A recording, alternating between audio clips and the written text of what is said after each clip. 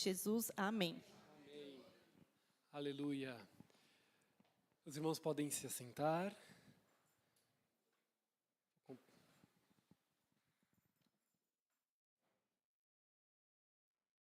E abrirem a Bíblia no livro de João, no Evangelho de João, capítulo 1. Pedir para que os irmãos abram nesse texto, nós não vamos lê-lo agora, eu estava em dúvida se lia logo de começo. Vamos ler alguns outros textos antes, mas esse vai ser o texto principal desta manhã. E eu queria abrir com algumas perguntinhas, na verdade, né? Tem alguns assuntos da fé cristã que é importante a gente ter certeza, é importante a gente ter clareza para poder viver a nossa vida, porque são elementos que vão mediar, vão intermediar muito o nosso relacionamento com Deus, né, e com os nossos irmãos.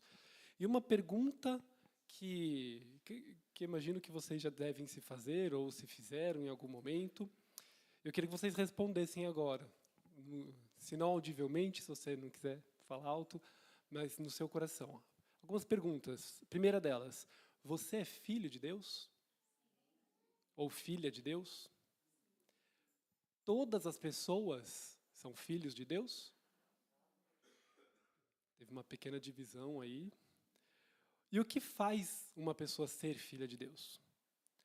O que prova que alguém é filho de Deus? E qual é o comportamento de um filho de Deus? Essas perguntinhas aí, né? Alguns insights que eu tive para essa pregação vieram de uma aula que eu estava assistindo, num curso que eu faço.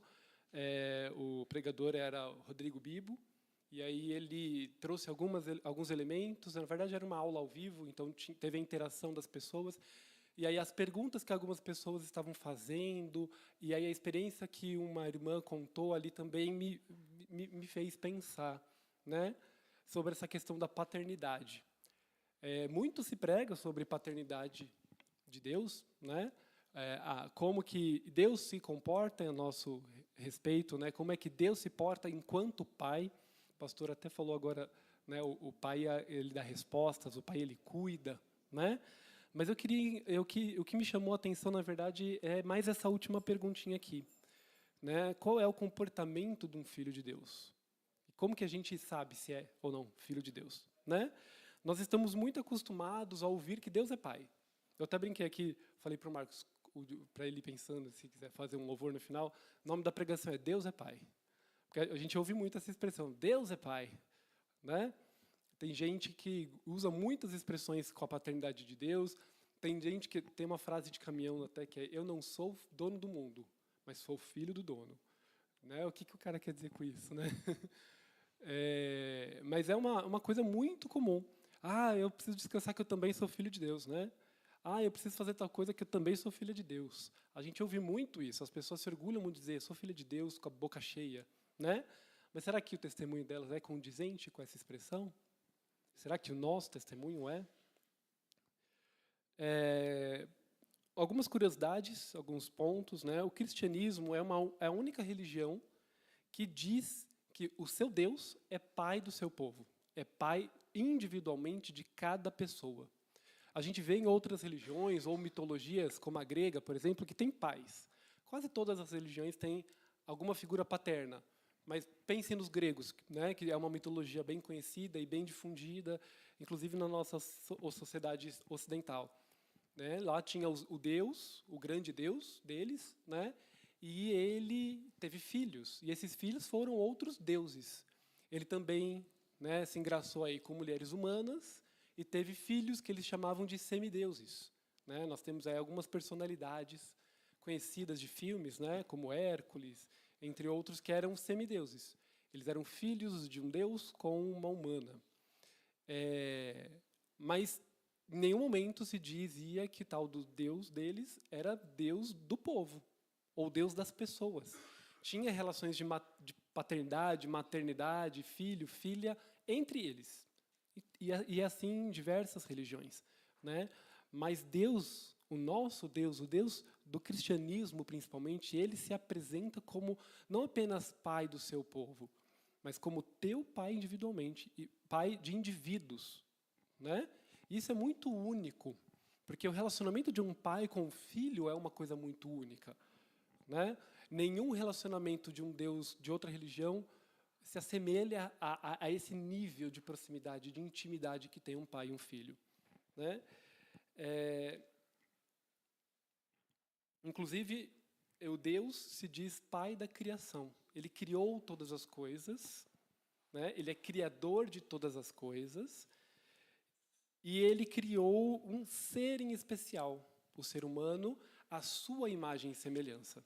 Então, biologicamente, um pai, quando ele tem um filho biológico, esse filho carrega o seu DNA, carrega a sua algo de si, algo da sua substância, né? O Levi, metade dos genes dele são meus. Embora ele não tenha a minha aparência, a Elisa ninguém nega, mas tem coisa minha ali. Ele, em algum momento, seja na personalidade ou algum traço corporal, ele vai manifestar algo de mim, porque ele é meu filho. Ele foi feito carne da minha carne, sangue do meu sangue. E quando Deus nos cria, que fez toda a criação, e Ele escolhe o ser humano para chamar de filho, Ele nos criou a sua imagem e semelhança. Nós somos semelhantes a Deus, né? E somente um filho pode ser semelhante ao pai. A gente vê aí pela rua, caramba, fulano parece muito com aquela pessoa ali. Será que pode ser filho? Né? Pode ter até alguma característica semelhante, mas o DNA não é o mesmo.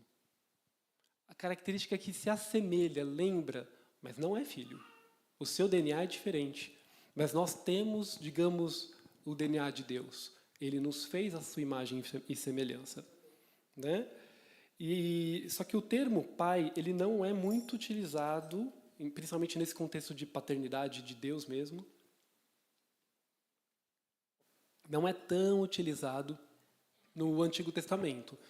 Eu ouvi numa pregação, depois eu fui pesquisar na internet, não sei exatamente o número, eu não contei, né, não peguei a Bíblia inteira para contar, mas em torno de 15 menções à palavra pai no Antigo Testamento referente a Deus, aproximadamente. Né? Tem muita referência de fulano que era pai de fulano, humanamente falando, mas a palavra pai relacionando Deus com algo ou com alguém em torno de 15 vezes. Né? E a maioria esmagadora, praticamente todas essas vezes, ele não está se relacionando a uma pessoa, mas sim a um povo. Deus se coloca como pai de Israel, do seu povo. Né? Eu vou ler alguns textos, se o irmão quiser abrir, eu estou com a versão NVI.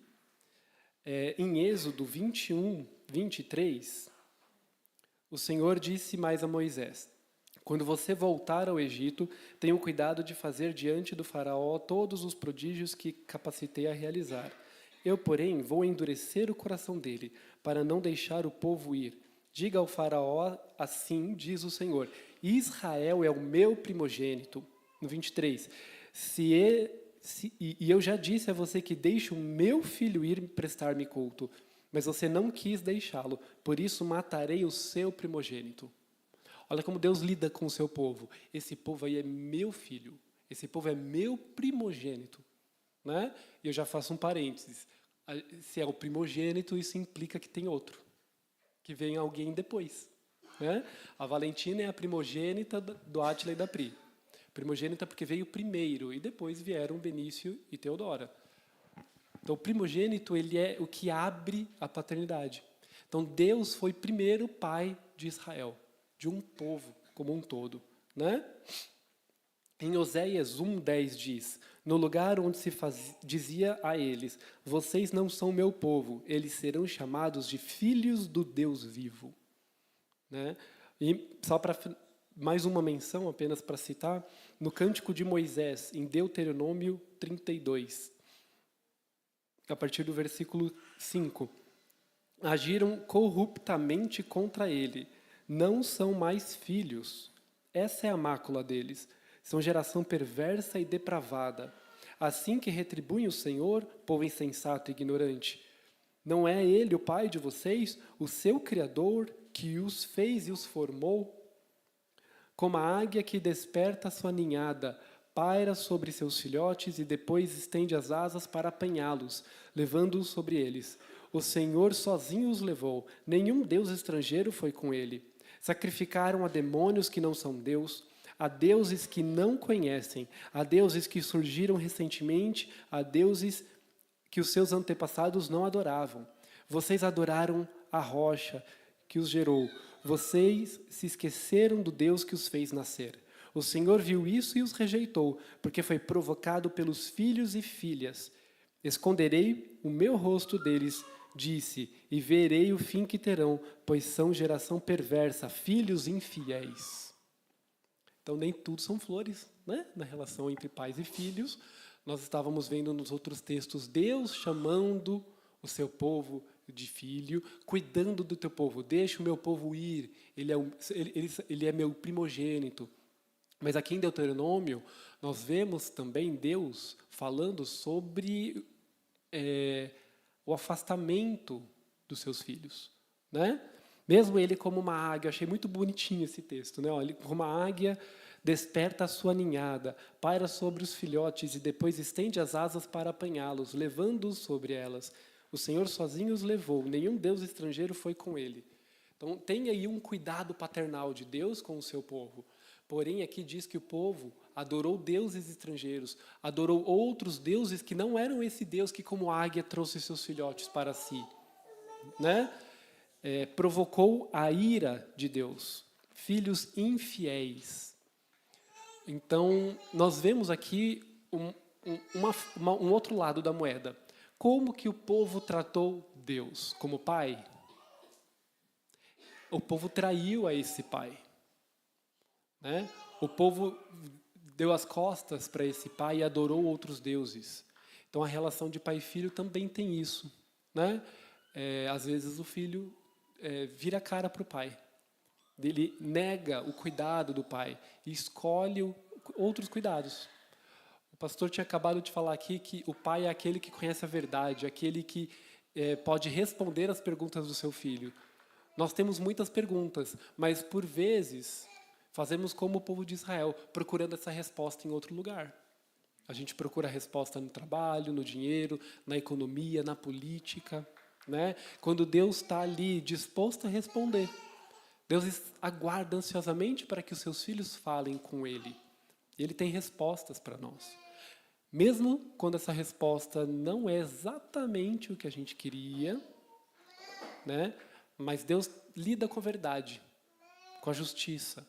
E Ele é um Deus benevolente, Ele é um Deus que tem pensamentos bons para conosco, de bênção e não de maldição, né? Então busque ao Senhor, busque a resposta no Senhor, não nos outros deuses. Quando nós buscamos outros deuses, nós nos comportamos como os idólatras, que buscam numa imagem uma resposta. Quando a gente procura em outro lugar, não somos diferentes do que um idólatra que olha para uma imagem e fala, esse é meu Deus, né? Volte-se ao Senhor, busque nele a verdade. Amém?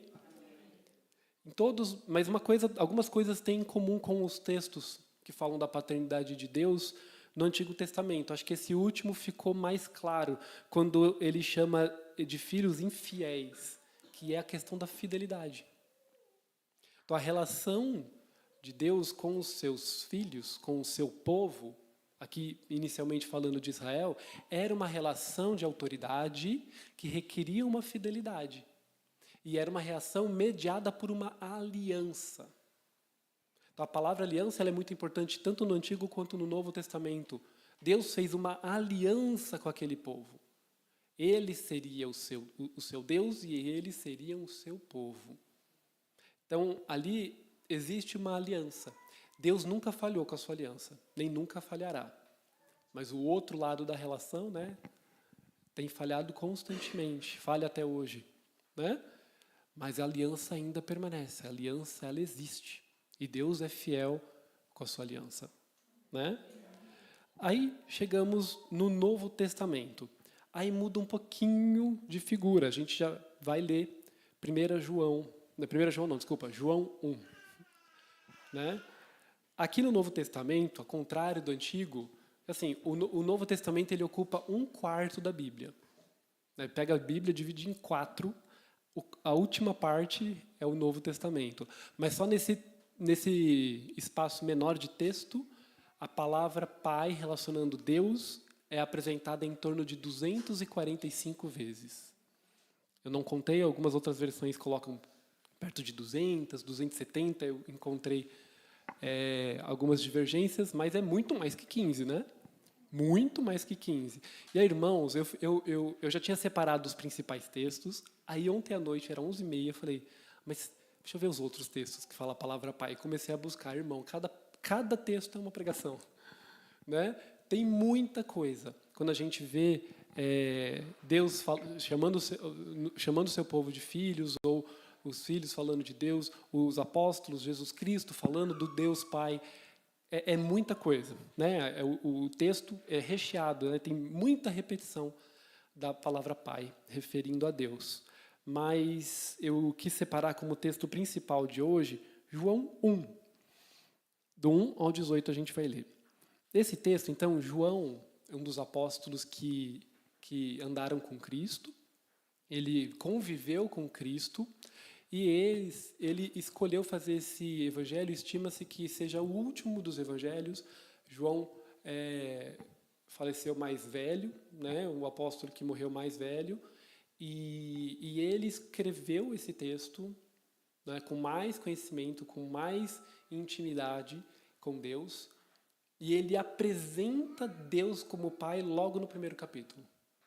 Ele fez questão de, na hora de apresentar, não apresentar, porque Deus o Todo-Poderoso, Deus Yahvé, Deus El Shaddai, Deus Adonai, Deus, qualquer nome de Deus do Antigo Testamento, ele escolheu apresentar Deus como Pai. Né? Então, até alguém, numa das aulas que eu assisti, estava falando, se você perguntar qual é o nome de Deus, espera lá, no Antigo Testamento temos Yahvé, temos Adonai, temos Elohim, temos dezenas de nomes. E qual o nome de Deus no Novo Testamento? Se nós pudéssemos escolher um nome pelo qual ele foi chamado com frequência no Novo Testamento, esse nome é Pai. Deus escolheu se manifestar como Pai para nós. E aí, agora não é só um Pai de um povo, é um Pai de indivíduos. Né? Vamos ler aqui em João 1, 1 a 18. No princípio era a palavra, e a palavra estava com Deus, e a palavra era Deus. Aquele que é a palavra estava com Deus no princípio. Todas as coisas foram feitas por intermédio dele. Sem ele, nada do que existe teria sido feito.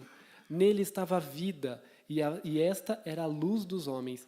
A luz brilha nas trevas, e as trevas não a derrotaram. Surgiu um homem enviado por Deus, chamado João. Ele veio como testemunha para testificar acerca da luz, a fim de que, por meio dele, todos os homens crescem. Ele próprio não era luz, mas veio como testemunha da luz. Estava chegando ao mundo a verdadeira luz que ilumina todos os homens. Aquele que é a palavra estava no mundo, e o mundo foi feito por intermédio dele. Mas o mundo não o reconheceu. Veio para o que era seu, mas os seus não o receberam. Contudo, aos que receberam, aos que creram no seu nome, deu-lhes a autoridade. Outras versões colocam deu-lhes o poder, ou deu-lhes o direito de se tornarem filhos de Deus, aos quais não nasceram do sangue, nem pela vontade de carne, nem pela vontade de homem algum, mas nasceram de Deus. Então, olha como João nos apresenta esse Deus. Esse Deus que também era a palavra. Aqui, né, todo mundo reconhece esse texto quando ele diz no princípio era a palavra, ele está falando de Jesus Cristo. Jesus Cristo era a palavra. Jesus Cristo estava com Deus no princípio das coisas. E Jesus Cristo era Deus. E por meio dele todas as coisas foram criadas. Amém? E aí, fala que ele veio para os seus. Nós entendemos que ele veio para aquele que já era povo, aquele que já era filho. Nós vimos no Antigo Testamento que Deus se apresenta como Pai de Israel. Então, Israel veio primeiro, ele era o primogênito. Jesus Cristo veio para os judeus. Veio para aquele que era filho, porém o filho não o reconheceu. O filho não enxergou Jesus Cristo, não viu que ele era o Messias. Porém, aqueles que creem, é o que diz no versículo 12, contudo aos que receberem, aos que creem em seu nome, deu-lhes autoridade de se tornarem filhos de Deus. Então, os filhos negaram a Jesus Cristo, não o reconheceram. Pois bem, agora todo aquele que nele crê, mesmo que não venha daquele povo, todo aquele que crê em Jesus Cristo, ganha a autoridade, o poder e o direito de ser chamado filho de Deus. Jesus Cristo veio, Deus ele era Deus de um povo, mas Jesus Cristo ele veio, e Jesus Cristo ele não é um filho criado como nós. Jesus Cristo é um filho gerado a partir de Deus, a partir da própria substância de Deus. Se nós somos a imagem e semelhança, nós carregamos algo de Deus. Jesus Cristo, ele é Deus, ele carrega tudo de Deus. Ele carrega não uma parte da substância de Deus, ele é da mesma substância que Deus. Né? E Jesus Cristo, por meio da sua obra, nos deu o direito de sermos chamados filhos de Deus. Então agora, nós não somos apenas desgarrados pecadores, nós nos tornamos filhos de Deus. Amém? E ele continua, aquele que é a palavra tornou-se carne e viveu entre nós. Vimos a glória como do unigênito vindo do Pai, cheio de graça e de verdade. Então aqui nós vemos essa palavra unigênito, né? Ele foi, se a gente pegar essa palavra unigênito, é porque ele foi gerado daquele, né? De uma única substância, né? E João dá o testemunho dele e exclama, este é aquele de quem eu falei, aquele que vem depois de mim e é superior a mim, porque já existia antes de mim. Todos receberam da sua plenitude graça sobre graça, pois a lei foi dada por intermédio de Moisés. A graça e a verdade vieram por intermédio de Jesus Cristo. Ninguém jamais viu Deus, mas o Deus unigênito, que está junto do Pai, o tornou conhecido. Então, ninguém tinha visto Deus. Deus, naquela época, né, o Deus dos judeus, ele era conhecido como Deus invisível. Deus que ninguém vê. Inclusive, os povos falavam disso. Como assim esse Deus que ninguém vê? Porque o meu Deus está aqui, é uma imagem, eu consigo ver, eu consigo me relacionar com o meu Deus, porque eu vejo o meu Deus. Como é que vocês se relacionam com esse Deus que ninguém vê? O Deus que é invisível, o Deus que não pode ser visto nem tocado. Ninguém tinha visto a Deus. A fé era aquelas coisas que são invisíveis, né? As coisas que não se veem. Então, a fé era num Deus invisível. Porém, esse Deus se tornou carne em Jesus Cristo e nós vimos a Deus. Nós vimos a glória do unigênito do Pai. Mas olha como, mesmo nesse contexto, ele carrega a palavra Pai. Então, agora, nesse momento, Deus ele é formalmente apresentado a nós como Pai. Primeiro de Jesus Cristo. E por meio de Cristo, chega a nós essa paternidade. Amém?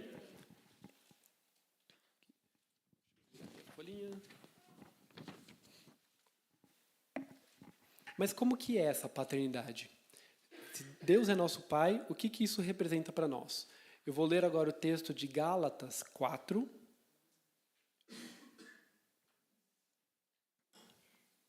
Gálatas 4, do versículo 4 ao 7.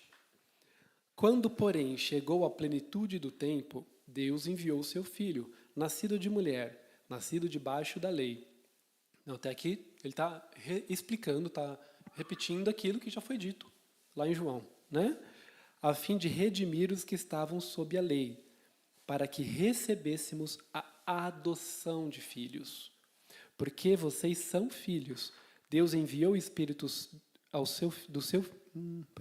o Espírito do seu Filho ao coração de vocês, e ele clama, Abba, Pai. Assim você já não é escravo, mas filho. E por ser filho, Deus também o fez herdeiro. Então aqui nós entendemos como que funcionou a mecânica pela qual nós nos tornamos filhos. Foi por adoção. Nós não éramos filhos de sangue, né? Nós não éramos o primogênito. Porém, Deus nos escolheu. Gente, a adoção, embora hoje o processo, não exatamente você escolhe aquela criança, né? Eu e a Jéssica, todo mundo sabe, estamos ainda na fila da adoção, nós preenchemos um cadastro e aguardamos uma criança para o nosso perfil. E essa criança, ela vai vir, não sou eu que vou escolher, eu vou lá no catálogo, eu quero essa aqui, né? Então, hoje, a adoção, pelo menos no Brasil, ela funciona dessa forma. Quando tiver uma criança no seu perfil, eles te ligam e você vai conhecer a criança. Mas há uma escolha aí. Eu posso olhar a criança e falar, não, não sou o pai dela. Né? Em compensação, eu posso olhar para aquela criança e falar, eu sou o pai dela. E aí eu vou adotar essa criança. A partir de agora, ela carrega o meu nome. Ela não carregou inicialmente o meu DNA. Mas a partir de agora, ela é minha filha e carrega o meu nome. Amém? Então, esse processo de adoção, ele envolve uma escolha. Né? Há quem diga também, né? Algumas pessoas acabam trabalhando nesses termos, que mesmo para filhos biológicos, há necessidade de uma adoção. Há necessidade de um reconhecimento. Né? A gente não vê aí artistas que foram sassaricando por aí, dali passam uns anos, aparece um filho lá já adulta. Ele tem que reconhecer aquela pessoa como filho, como filha. Se for maior de idade, a lei desobriga totalmente, não é dependente. Se ele não reconhecer, não pega nada. Né? Se for menor de idade, ele tem responsabilidades, mas aquele pai, ele precisa reconhecer aquela pessoa como filho ou como filha. Né? E no contexto da época, por exemplo, o contexto romano, era costume que, quando o pai, lá eles tinham uma questão da paternidade muito forte, né, o direito do pai, quando uma mulher tinha o filho daquele homem, ele precisava adotá-lo, digamos, ele precisava reconhecê-lo como filho. Ele tinha que ir lá e pegar esse filho. Isso era um símbolo de que ele estava reconhecendo ele como filho. A partir de agora, ele é conhecido como meu filho e será meu herdeiro. Mas mesmo se fosse um filho biológico, ele tinha o direito de não reconhecer como filho. Ele deixava no chão. E essa criança depois era colocada num local ou no lixo. Ele não é reconhecido como filho. Então não é filho, é nada. Ele é colocado lá no local para doação ou mesmo no lixo. E essa criança agora ela não é nada. Ela dependeria da bondade de alguém que pudesse pegá-la ali, e essa pessoa que pega poderia reconhecer, tê-la como seu filho, adotando-a, ou pegar como servo. E a partir daquele momento, a pessoa que pega, ela é senhora ou senhor daquela criança, e essa criança ela é um escravo. Ah, mas nasceu com sangue romano, nasceu, né, de um pai romano. Mas se o pai não a reconhece, se o pai não a adota, essa criança não é nada. Então ela pode ser, inclusive, pega por alguém como escravo. E ela vai ser escravo pela vida toda. Olha como, em diversas culturas, né, a questão do reconhecimento da paternidade ela é importante. Mesmo na nossa cultura. Nós vemos tantos pais ausentes, não é? Não, ele paga lá a pensão, mas não quer nem saber da criança. Não adotou. No coração daquele homem, não é filho. Né? Eu vi um meme essa semana, o cara dizendo, eu sou um millennial. Sabe, os millenniais que nasceram aí na década de 80, 90, tipo eu falo, nós somos millenniais, nós tomamos café, nós tomamos isso, nós fazemos aquilo. E ele me falou uma frase que me chamou a atenção. Nós somos os millenniais, que chamamos pets de filho e tratamos filhos como pet. Não é chocante? Mas não é o que a gente vê lá fora? Ah, eu sou pai de pet. Cata o cachorrinho, faz aniversário. 100 mil reais o aniversário do cachorrinho. Outro dia eu vi um casamento do cachorro. Com toda a cerimônia, gente. Toda a cerimônia, gastou quase 100 mil reais na decoração de um casamento de um cachorro. E os pais levam... Tem pais que parece que tem filho só porque era parte da convenção social. Tem que ter filho. Mas não quer criar o filho. Não quer se responsabilizar pela criação daquele filho, não quer conversar com o filho. Estou lendo um livro com a Lili, e é um livro que se passa tipo na Inglaterra, há uns 100 anos atrás, e aí a babá falando não era bem um pai, era o tio da menina, ela era órfã, a irmã dele tinha morrido, e ele pegou para criar. Foi obrigado por lei a pegar para criar. E a babá falava, como é que você quer que eu leve a criança para você? Quer que eu faça como tradicionalmente se faz, após o jantar, durante a sobremesa? Aí ele, não, é necessário? Precisa mesmo? Não sei quem aqui já assistiu série da Inglaterra, de uns 100 anos atrás. Esse era o costume, principalmente de quem tinha dinheiro para pagar uma babá. A criança vivia numa ala separada da casa, da mansão, né, do palácio, e ela era 100% criada por babás, até atingir a maioridade. Né? E ela acordava, tomava café da manhã com a babá, brincava, era ensinada, a babá também ensinava as coisas, almoçava, cuidava ela à tarde, aí à noite jantava, reclusa, e depois do jantar os pais e mães se dirigiam à biblioteca, ou à sala da bebida, ou à sala do tabaco que eles tinham. E aí, depois do jantar, vinha a criança, sentava no colo. Oi, filho, como foi seu dia? Foi bem. Ah, tá bom. Babá, pode levar. E assim era a maternidade e paternidade da Inglaterra vitoriana. O filho passava 15 minutos por dia com o pai, ou com a mãe. Ou nem isso. Não, hoje é um jantar importante, não traz não. Ou como aquele tio lá que tinha que assumir a paternidade, mas isso é necessário mesmo? Me devolve quando ela tiver 18 anos, que aí já... que eu caso ela com alguém e despacho. Isso é paternidade? Exige adoção. Mesmo de filhos biológicos, se um pai não adota aquela criança no seu coração, não faz diferença. Ele pode estar ali presente fisicamente, mas vai crescer com um pai, como a gente fala, um pai ausente. Né? Falta a figura de paternidade. E ela é fundamental na criação de alguém. Né? Então, nós somos aqui adotados. Deus olhou para nós, que éramos parte da sua criação, mas só ser criado não nos faz automaticamente filhos de Deus. Cachorro foi criado, cachorro não é filho de Deus. Certo? O cavalo também, as árvores, é tudo lindo. Deus criou tudo com muito amor, com muito zelo, mas a árvore não é filha de Deus. Quem são filhos de Deus? Aqueles que receberam o direito de se tornarem filhos de Deus. Aqueles que foram recebidos por adoção de filhos. Amém? E tem mais um textinho agora de Romanos. Agora, essa parte era a parte leve, vamos para a parte mais pesada agora. Né? Que vai responder, talvez... Se já não respondeu aquela segunda perguntinha, somos todos filhos de Deus? Esse texto vai dar mais clareza para essa pergunta. Romanos 8, do versículo 12 ao 17.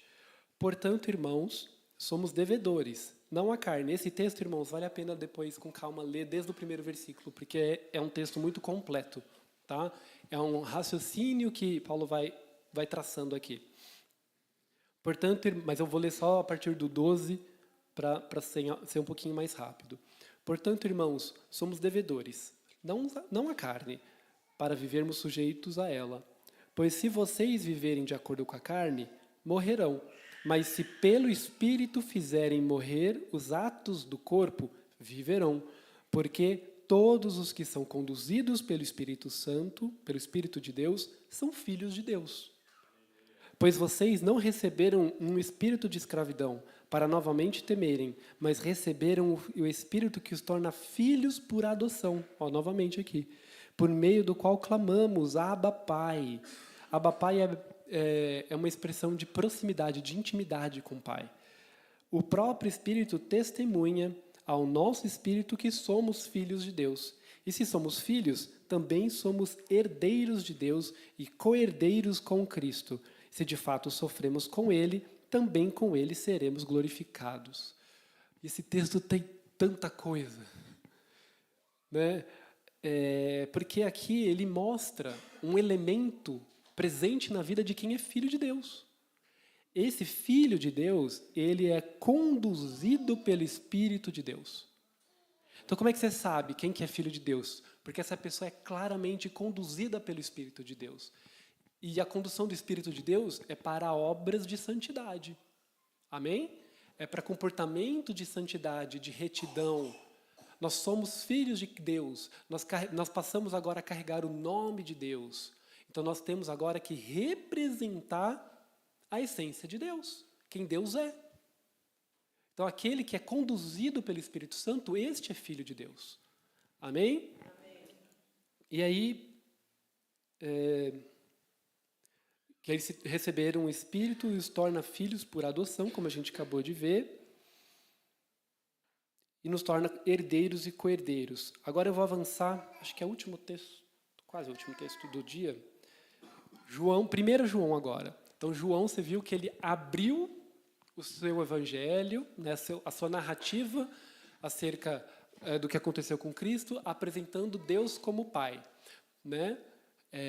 Agora, em 1 João, é uma epístola que João escreveu também, e me parece que João gosta desse assunto da paternidade. Ele traz isso com muita frequência, tanto no seu evangelho quanto nas suas cartas, nas epístolas.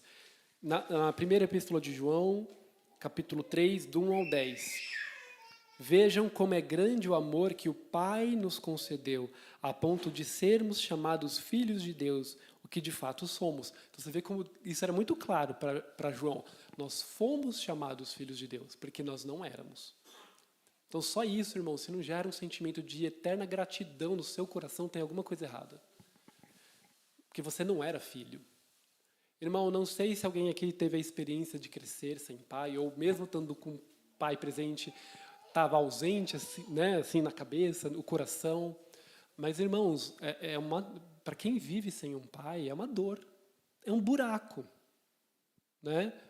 Eu tive meu pai presente, mas eu conheço pessoas, vou até contar uma história que uma pessoa contou daqui a pouco, mas viver sem um pai é um eterno buraco. É um eterno buraco. Na psicologia ou na psicanálise, a Jéssica vai me corrigir, tem até um termo que eles chamam que é o nome do pai. É na psicanálise.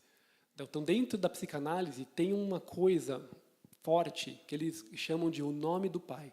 Porque isso está presente na psique de cada pessoa. Mesmo que você tenha... o que eles chamam de o nome do pai é essa busca pela sua característica, pela sua história, a busca por quem você é no mundo, digamos, né? Não necessariamente relacionada ao pai, mas não sei se vocês tiveram essa experiência, quando alguém na família, vocês estão conversando, aí sai uma história da sua família lá atrás. Não, porque o teu avô, quando era jovem, fez isso. O teu avô que veio de tal país. Nós, como somos um povo oriundo de miscigenação com estrangeiros, né? Nossos pais, avós, bisavós, e alguém lá atrás foi estrangeiro, em algum momento. Nós temos antecessores, né, que vieram como estrangeiros. E não é gostoso ouvir um pouco da história de como essa pessoa chegou no Brasil? Não sei quanto a vocês, irmãos, mas quando minha tia estava fazendo papelada para fazer a dupla cidadania, a gente teve que descobrir qual é o cartório que o meu avô foi registrado quando nasceu. Porque era naquele cartório que a gente tinha que mandar toda a documentação do casamento para legitimar o casamento em Portugal, mandar as certidões de nascimento dos filhos para legitimar todo mundo lá, para conseguir tirar essa dupla cidadania. Então, minha tia ela não conseguiu ir, mas um amigo que morava lá foi para ela, tirou foto da vila de Masgalos, a vila onde meu avô cresceu. Né? Tem até uma fonte lá no meio da praça, uma vila bem pequenininha, tem uma fonte na praça com uma inscrição. Essa fonte foi construída pelos Queiroz, que eram donos daquela propriedade e hoje é uma vila. Cara, dá um negócio quando descobri isso. Meu coração queima de vontade de conhecer aquela fonte ali, de conhecer aquela vila, sabe? Nós temos essa necessidade de conexão com a nossa história. Então, isso a psicanálise chama de o nome do pai. Agora, se nós não conhecemos isso, fica um buraco. Um buraco que humanamente não pode ser preenchido. O pai, ele é importante e ponto. Em Deus, nós recebemos um pai. E ele é o único que é capaz de preencher esse vazio, essa lacuna. Porque nós sabemos agora a quem pertencemos, sabemos qual é a nossa história, sabemos de onde viemos e para onde vamos. Né? Então, esse buraco nos é preenchido por Deus. Amém? Aleluia. Então, continuamos aqui ainda no 1. Por isso, o mundo não nos conhece, porque não o conheceu. Amados, agora somos filhos de Deus, e ainda não se manifestou o que havemos de ser. Mas sabemos que, Quando ele se manifestar, seremos semelhantes a ele, pois o veremos como ele é. Todo aquele que nele tem essa esperança purifica a si mesmo, como ele é puro. Então nós chegamos aqui na última perguntinha, né? Como se comporta alguém que é filho de Deus? A gente viu que ele anda conforme a instrução do Espírito Santo, como o Espírito de Deus. Ele nos guia, não é o coração que nos guia. Ao contrário do que a Disney diz, não siga o seu coração. A palavra diz que o teu coração é enganoso. Siga o conselho do Espírito. Siga o conselho da revelação de Deus, de Cristo. O teu coração ele é enganoso, ele vai te levar para o buraco. Porque o teu coração ele é esburacado. O teu coração ele é falho, o teu coração é doente. Tem coisas nele que o tornam incompleto. Só Deus nos completa. Né? Então não siga o seu coração, siga o coração de Deus. Siga o Espírito, o conselho do Espírito. Né? E aqui o texto do versículo 3 diz que aquele que tem essa esperança purifica a si mesmo, porque ele é puro. Então outra característica de quem é filho, ele se purifica. Ele busca a santidade. Ele busca agradar a Deus. Ele busca ser fiel a Deus. Amém? Todo aquele que pratica o pecado transgride a lei. De fato, o pecado é transgressão da lei. Vocês sabem que ele se manifestou para tirar os nossos pecados. Nele não há pecado. Todo aquele que permanece nele não peca. Todo aquele que peca não o viu nem o conheceu. Filhinhos, não deixe que ninguém os engane. Aquele que pratica a justiça é justo, assim como ele é justo. Aquele que pratica o pecado é do diabo, porque o diabo peca desde o princípio. Para isso, o Filho de Deus se manifestou, para destruir as obras do diabo. Todo aquele que é nascido de Deus não pratica o pecado, porque a semente de Deus permanece nele e não pode pecar, porque é nascido de Deus. Dessa forma são manifestos os filhos de Deus e os filhos do diabo. Todo aquele que não pratica justiça não procede de Deus, tampouco aquele que não ama o seu irmão. Então, acho que já está clara a resposta. Ao contrário do que a gente ouve lá fora, nem todo mundo é filho de Deus. Só é filho de Deus aquele que crê em Jesus Cristo, ganha o direito de ser filho de Deus e se manifesta como tal. Tem o comportamento de ser guiado pelo Espírito Santo, um comportamento de não pecar. Aqui fazendo um parênteses, irmãos, às vezes a gente escorrega. Nós estamos do lado que tem dificuldade de cumprir a aliança, lembra? Mas aquele que tem a salvação, aquele que é filho de Deus, o coração dele está dedicado a não pecar. Está dedicado a ser justo. Por isso que ele diz aqui, aquele que tem essa esperança purifica a si mesmo. Então, esse purificar-se a si mesmo, buscar a santidade, ele é um processo. Nesse processo, a gente às vezes falha. Mas a nossa mente, o nosso coração está em purificar-se. A palavra diz, aquele que é puro, purifique-se mais. Então, essa coisa de purificação, ela é uma constante na nossa vida. Deve ser uma busca. Mas aquele que é filho de Deus e tem nele a sua esperança, purifica-se. Reconhece que está sujo, reconhece que é pecador e se purifica. Amém? Agora, aquele que não é filho de Deus, pelas suas obras ele é reconhecido. E como? Como é que ele chamou aqui? Se não é filho de Deus, é filho do diabo. Então não, nem todos são filhos de Deus. Alguns são filhos de Deus, outros são filhos do diabo. Quem é você na fila do pão? Quais são as obras que você tem manifestado? Obras daquele que é filho de Deus? Ou obra de quem é filho do diabo? Né? Como está a tua fama por aí? Como as pessoas te conhecem? Como alguém que resplandece a glória de Deus? Ou como alguém que você fala, fulano é crente? Nossa, não imaginava. Nossa, terrível isso, né? Você é crente? Não sabia. Convive com você há 5 anos. Não tinha percebido. Como? Aquele que é filho de Deus e tem nele a esperança, purifica-se a si mesmo e as suas obras são manifestas. Ele brilha a luz de Deus. Ele resplandece a glória de Deus. As tuas obras, meu irmão, tem que ser reconhecidamente como alguém que é filho de Deus. Amém? Né? Então esse texto ele é muito forte para a gente, né? A paternidade de Deus é por adoção, mas também é mediada por uma nova aliança. A aliança está ali no jogo ainda. Só que essa aliança, ela reconhece que nós somos incapazes de cumprir a lei. Nós precisamos de Jesus Cristo, que cumpriu em si a lei por amor de nós. Então, por meio de Jesus Cristo, nós nos tornamos com Ele cumpridores da lei. É só pelo Jesus Cristo, é só pelo sangue. Não tem outro jeito. Humanamente, não tem outro jeito. Jesus Cristo, que é perfeito, que nunca pecou, é Ele quem nos justifica. Mas nós ainda temos essa aliança. E uma aliança, ela continua tendo... A gente fala nova aliança, a palavra diz nova aliança, mas... Eu não sei se eu poderia dizer isso, né?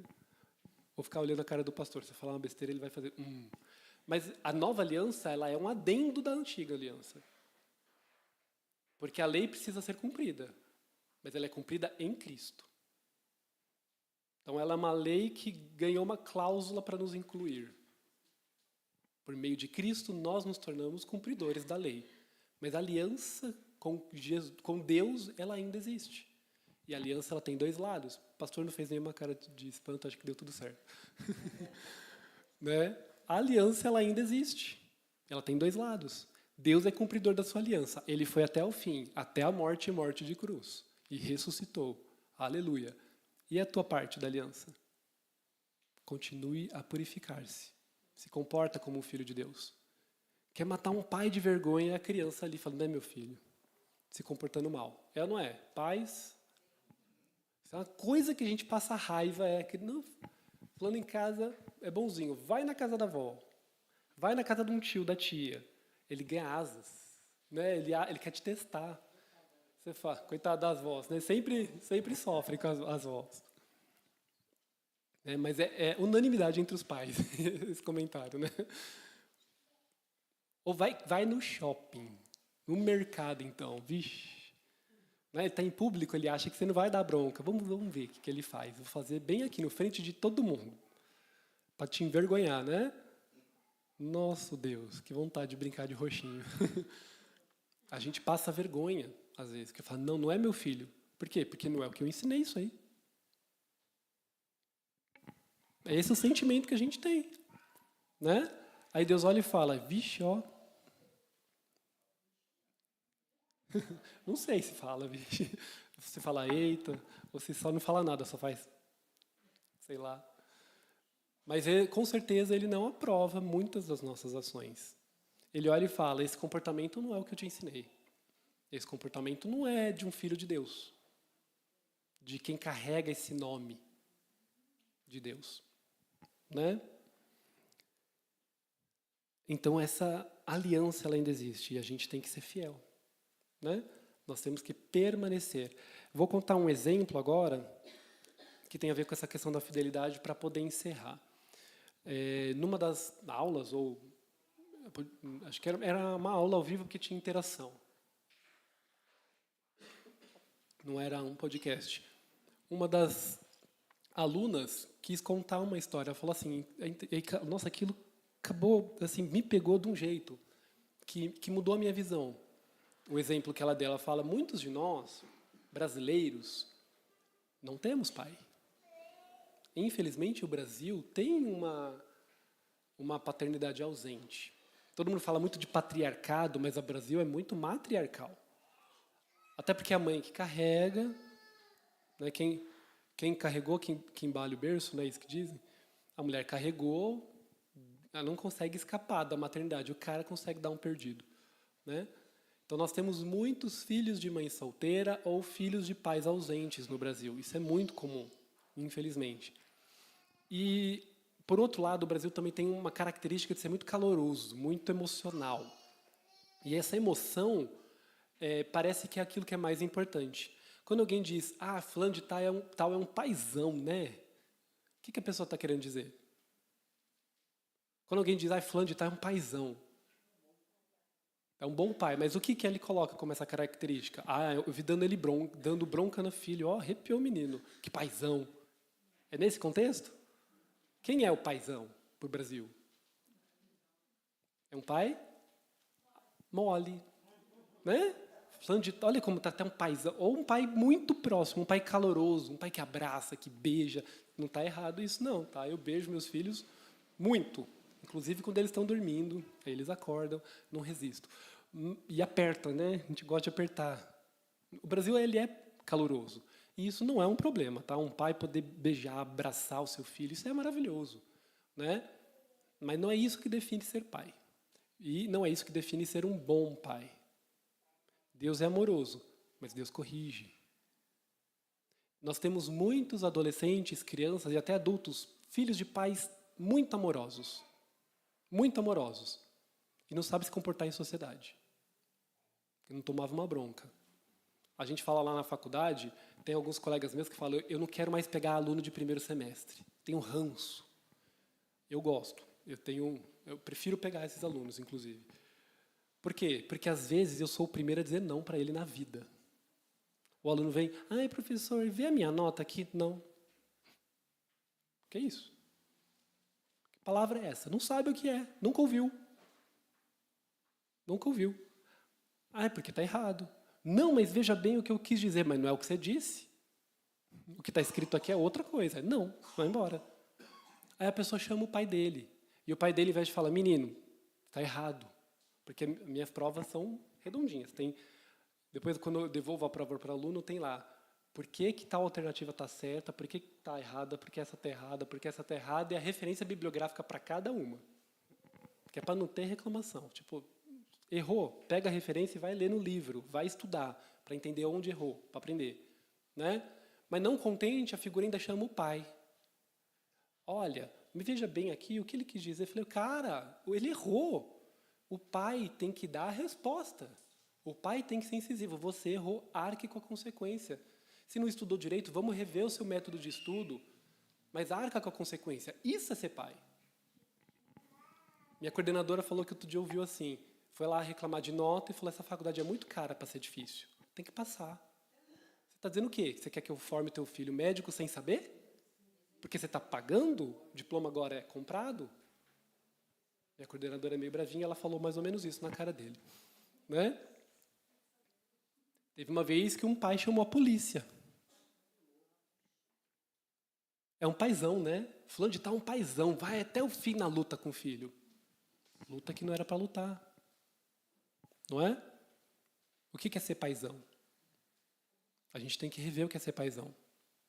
Por que eu estou dizendo isso? Ela estava falando que o Brasil, aí volta naquele ponto do Brasil ter essa característica de muitas vezes não ter pai. E nós não tem jeito.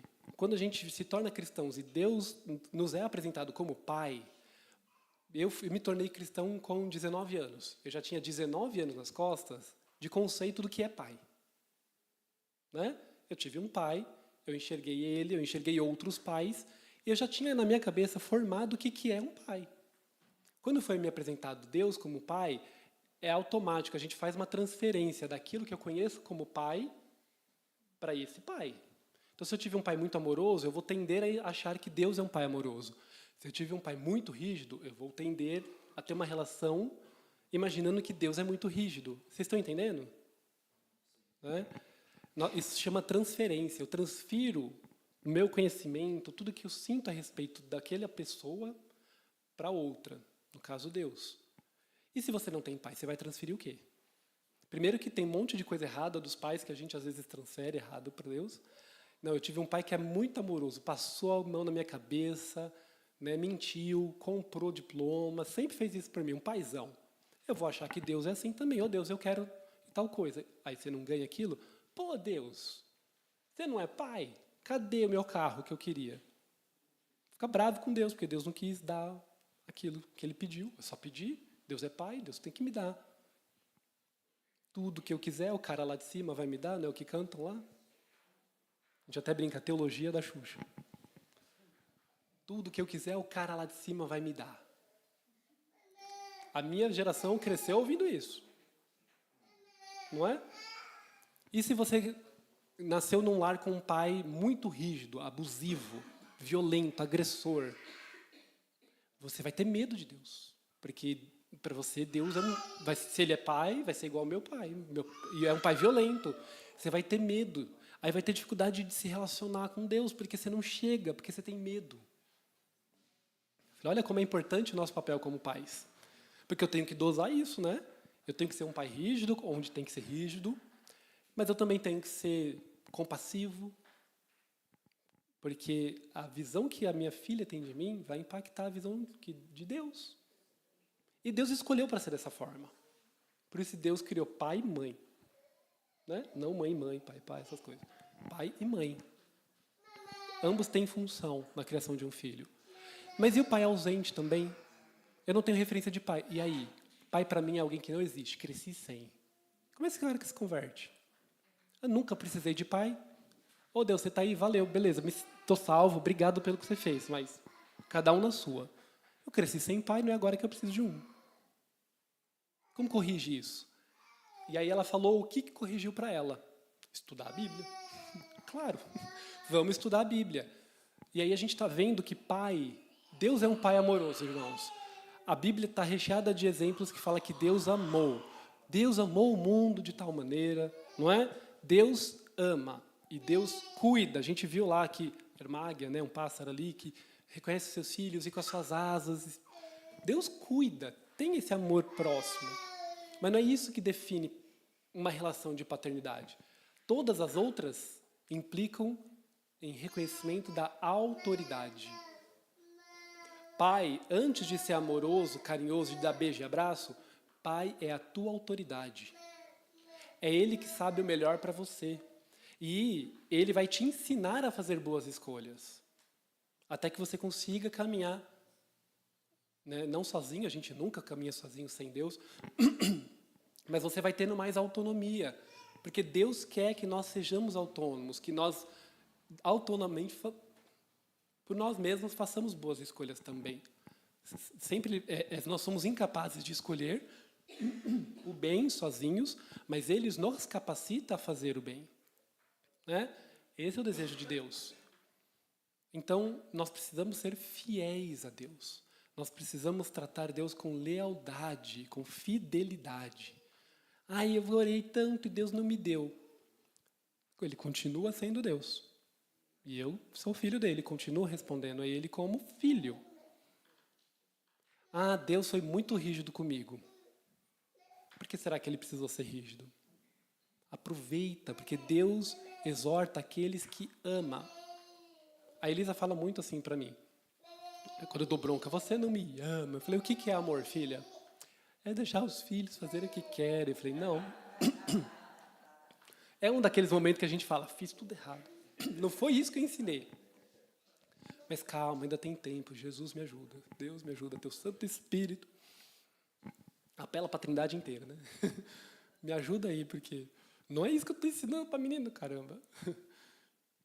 Né? Mesmo quando é negado algo, ou mesmo quando eu preciso ser um pouco mais rígido, um pouco mais firme, eu faço isso por amor a ela. Falei para a Jéssica agora, a gente precisa mudar alguma coisa, porque esse comportamento dela vai fazer ela ser uma adulta inútil. Eu quero que ela seja uma adulta que sirva à sociedade, que tenha um lugar na sociedade. Né? Que saiba viver em sociedade e que faça o bem. Não que seja uma adulta inútil, que não consegue fazer nada sozinho. Eu fui um pouco duro conversando com a Jéssica, né? Mas a Jéssica, calma, não é assim, ó, veja isso, veja aquilo. Né? Mas na minha intensidade eu falei, esse é o meu desejo. Então quando eu dei aquela bronca, o meu desejo é ajudar a Elisa a ser alguém útil, alguém que faça boas escolhas. E esse é o desejo de um pai. Às vezes a gente tem que tomar um cuidado com os excessos. Às vezes a gente é duro demais. Mole demais, duro demais. É difícil fazer esse equilíbrio, né? Só conheço um, Deus que fez. Nem os outros pais da Bíblia que a gente fala, fulano de tal foi tão bom profeta. E o filho dele? Uma lástima. O cara que foi chamado segundo o coração de Deus. E o filho? Fez o que fez. Né? É difícil esse negócio de ser pai. É um dos maiores desafios que a gente tem. Né? Mas nós temos um exemplo de um bom pai. Deus é um bom pai. Então a gente tem que aprender a ser temperado como Deus. Tardio em irar-se, rico em misericórdia, mas também exorta aquele que ama na medida certa. E essa tem que ser a nossa relação com Deus. Então, irmãos, eu não estou dizendo para você negar a sua experiência paterna, deixar tudo para trás. Eu estou dizendo que Deus tem algo superior para você. E você vai obter isso com Deus se você se colocar como filho. Se você se portar como filho. O filho respeita a autoridade. Então, a moça que falou esse testemunho falou que a vida dela mudou. Porque ela deixou de esperar aquela relação carinhosinha que as pessoas falam que um pai tem. Porque isso não é isso que é paternidade. Ela deixou de esperar uma relação emocional com o pai. Ela falou, eu vou, então, adotar uma relação de lealdade, de fidelidade. Primeiro. Depois vem um relacionamento mais íntimo. Você não vai conseguir desenvolver um relacionamento íntimo com Deus se você não obedecer primeiro. Você não vai ter esse relacionamento emocional com Deus se você não escolher obedecer primeiro. Se você tem dificuldade, irmãos, escolha obedecer. Escolha ser fiel. Mesmo que seja difícil. Mesmo que você não sinta. Crente pentecostal tem dessas. Eu não senti. Tá, mas a palavra diz, mas eu não senti de fazer. Mas é o certo. Deus mandou. Você vai e faz. Mas eu senti diferente. Eu estou sentindo que é para fazer outra coisa. Já falei que enganoso é o coração do homem. A palavra diz isso. Então não espere sentir. Seja fiel primeiro. A emoção vem depois, irmãos. O sentimento vem depois. Deus é um Deus amoroso. Você vai sentir o amor de Deus. Mas escolha ser fiel primeiro.